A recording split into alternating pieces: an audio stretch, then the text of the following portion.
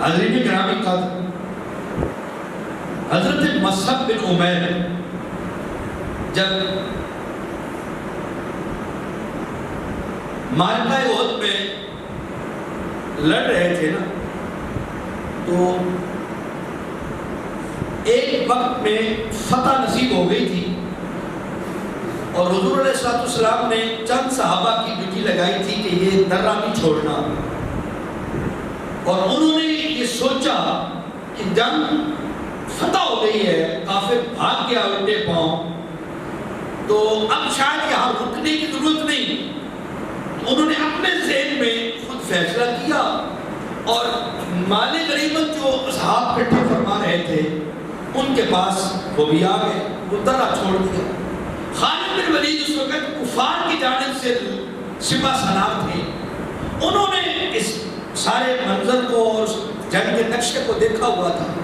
انہوں نے دیکھا کہ یہ درہ خالی ہے، تو انہوں نے فوج لی اور پیچھے سے درے سے رستہ خالی تھا، مسلمانوں پر حملہ کیا۔ اب آپ اندازہ کریں کہ جب ایک گروہ، ایک جماعت، ایک فوج اسلحہ رکھ کر اپنے کام کاج میں مصروف ہو، اچانک سے اس پر ایک فوج حملہ کر دے تو کیا بیٹے گی؟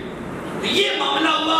صحابہ ایک بار فتح کی نوید دے کر مال غنیمت اکٹھا کرنے کے لیے اکٹھے ہو گئے اور اپنے سامان، تیر کمان کو چھوڑ دیے۔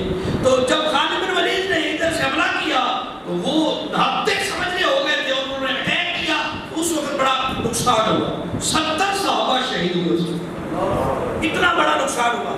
اب دشمن اٹیک پہ ہو، آپ سمجھتے ہیں آگے بندہ بالکل لائٹ موڈ میں بیٹھا ہو تو اس کو سنبھلتے ہوئے کچھ تو وقت لگے گا، کچھ تو ٹائم لگے گا، تو سنبھلتے صحابہ جو تھے نا، یعنی اپنا تیر کمان اسلحہ تلوار پکڑتے کھڑے ہوتے، بھائی وہ سر پہ کھڑا ہو کر تلوار مار رہا ہے اور اس وقت اپنا اسلحہ اکٹھا کر کے اس کا جواب دینا بڑا مشکل کام تھا۔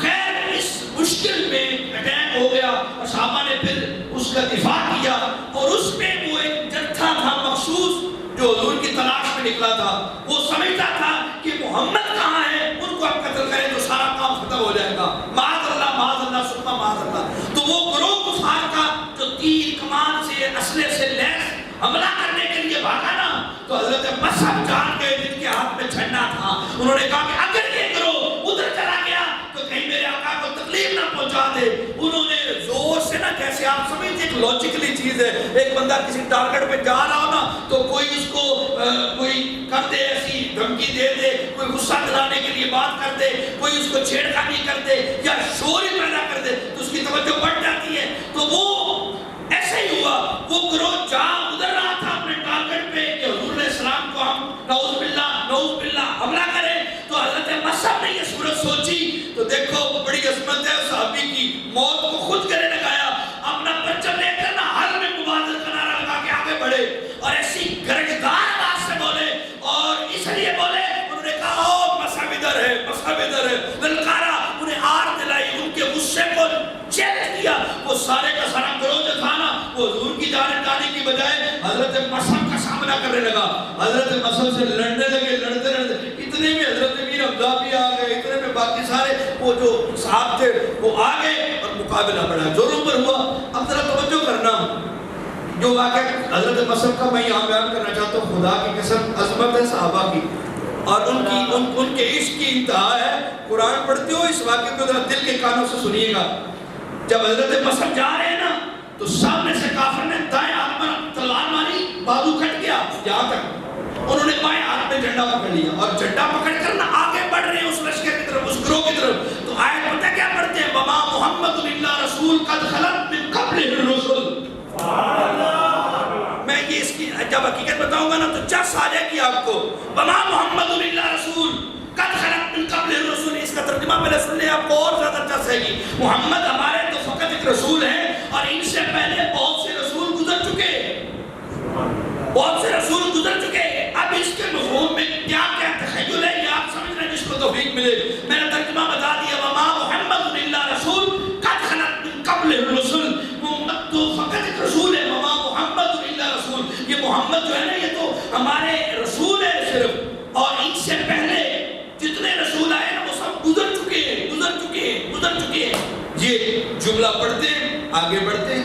پھر دوسرا حملہ ہوا اس بازو پر, یہ بازو بھی کٹ گیا. تو سننا ذرا, دونوں بازو کٹ جائے نا, یہ بیان کرنا سوکھا ہے, یہ سمجھنا اوکھا ہے. اور جس پہ بیتی ہو اس کا منظر کچھ اور ہے کہ دونوں بازو آگے سے کٹ چکے ہیں اور حضرت مصعب جو ہے نا وہ اپنے کٹے بازوؤں کے ساتھ سینے سے پرچم کو لگائے آگے بڑھ رہے ہیں.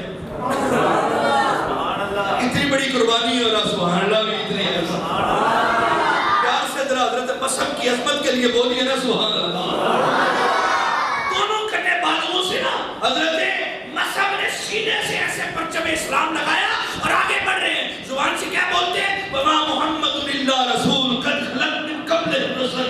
پھر تیسری بار جب حملہ ہوا نا تو بازو بھی کٹ گئے, آپ بھی دھڑام کر کے گرے, تو اس وقت آپ نے تیسری بار فرمایا وَمَا مُحَمَّدٌ إِلَّا رَسُولٌ قَدْ خَلَتْ مِن قَبْلِهِ الرُّسُلُ. جان آفری کے پیش کر مثال ہو گیا. سننا لوگو, یہاں بات مکمل کروں. یہ جب بیان کر رہے ہیں نا, جو میں شاید میں بیان بات سمجھا نہ پاؤں, میرے پاس انداز نہ اچھا ہو یا میرے پاس لفظ نہ ہو, بات بڑی بلند ہے. یہ جو پڑھ رہے ہیں نا جملہ عربی کا وَمَا مُحَمَّدٌ إِلَّا رَسُولٌ قَدْ خَلَتْ مِن قَبْلِهِ الرُّسُلُ, یہ اس وقت تک قرآن میں نہیں تھا.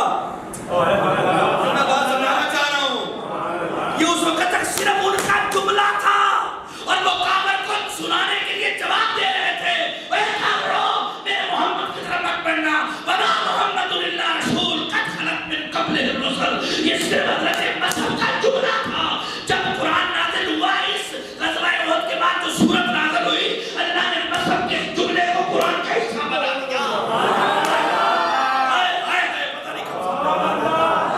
اس جملے کو جو حضرت مصعب کا جملہ تھا, اس کو اللہ نے قرآن کا حصہ بنا کے قرآن کی آیت میں شامل کر دیا.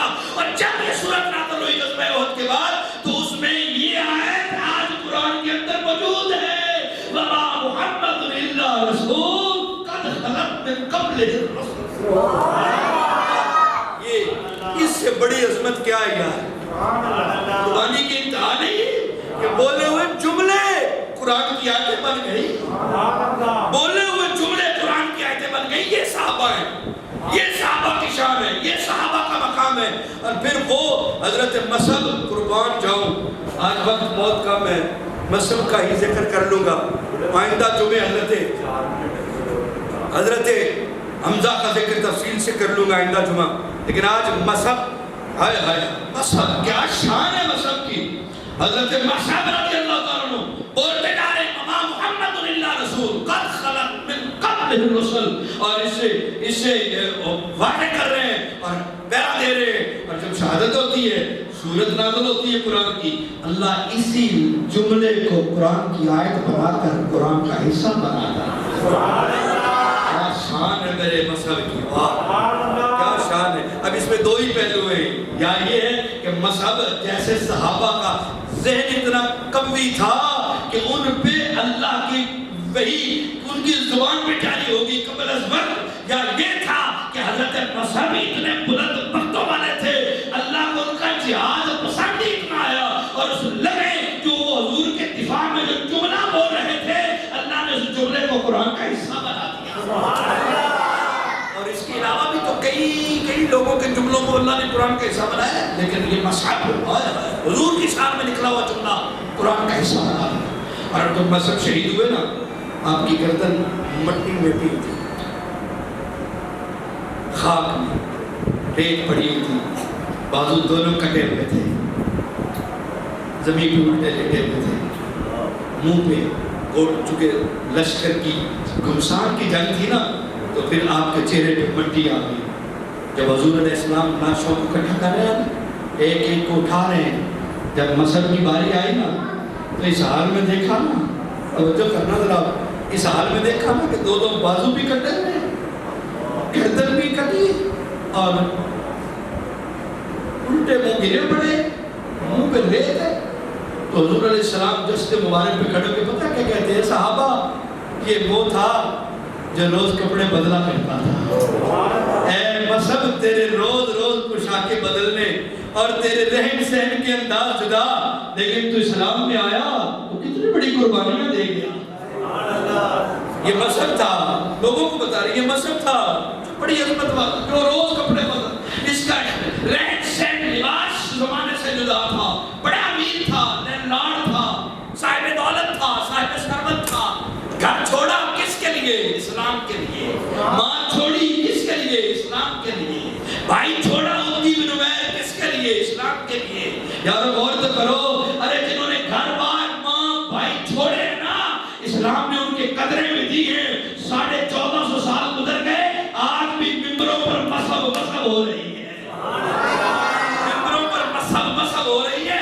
ایسے نہیں ہوتی مذہب. اسلام پہ اعلان دیتا ہے تو پہلا مدینے کا خطیب بھی مذہب بن جاتا ہے, پہلا مدینے کا سفیر بھی مذہب بن جاتا ہے, اور احد میں جھنڈا بھی, علمبردار بھی احد کا جو مذہب بن جاتا ہے. اور مذہب جب شہید ہوتا ہے تو حضور علیہ السلام اس کے وجود پہ کھڑے ہو کر یوں خطاب فرماتے ہیں, جو مصعب بن عمیر سن کے جاؤں میں واری جاؤں.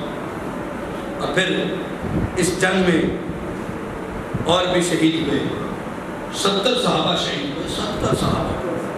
اور حضور علیہ السلام نے فرمایا تھا, لوگوں خدا کی قسم شہدائے احد کے مزارات پر آیا کرو, انہیں سلام کیا کرو, اور جب تم انہیں سلام کرو گے نا تو یہ تمہیں جواب دیں گے.